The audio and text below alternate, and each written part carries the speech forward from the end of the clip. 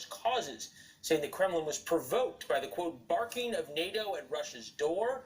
This is the Pope is requesting a meeting with Vladimir Putin in Moscow. Joining us now, author, executive editor, and Washington bureau chief for Catholic cable network EWTN. Good to see you, Matthew. We appreciate it. Sure feels like the Pope is taking sides, doesn't it? It's very clear that Pope Francis has been criticized a bit over the last month or so for not referencing Vladimir Putin by name. Well, he certainly is now doing that. And he's certainly making very clear that while he's willing to go to any length necessary, including a trip to Moscow, that he is demanding that the war stop first. And it has implications certainly for Catholic Orthodox relations. Looking at the B-roll right there of the Pope with Patriarch Kirill.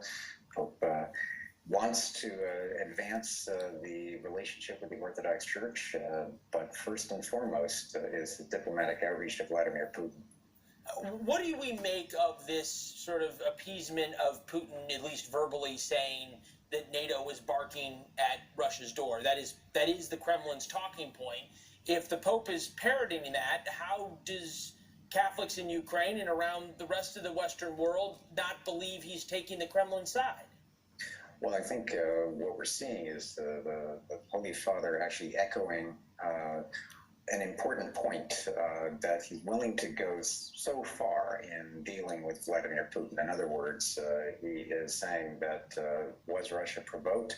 Well, I think the eastward expansion of NATO was a concern for a lot of people. But Pope Francis is also making it clear that he wants this war to stop, and he wants to be involved diplomatically in trying to make that happen. So a concession such as the one that he made regarding NATO, I think he sees as a gesture to Vladimir Putin as a way of trying to get to Moscow. Whether the Pope is going to succeed in that will remain to be seen. But let's not underestimate the willingness of Pope Francis to engage in diplomatic efforts. He has asked the Secretary of State for the Vatican, Cardinal Secretary of State Pietro Parolin, to give forceful gestures. He himself has gone to the Russian embassy. So Pope Francis, I think, is trying to make a gesture.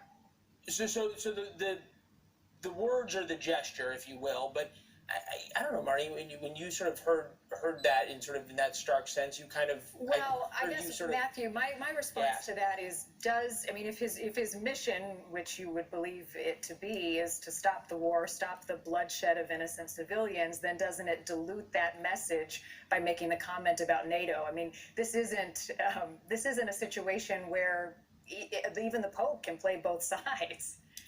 I mean, there's right and wrong. There's evil and there's not. And you question why the diplomacy behind making that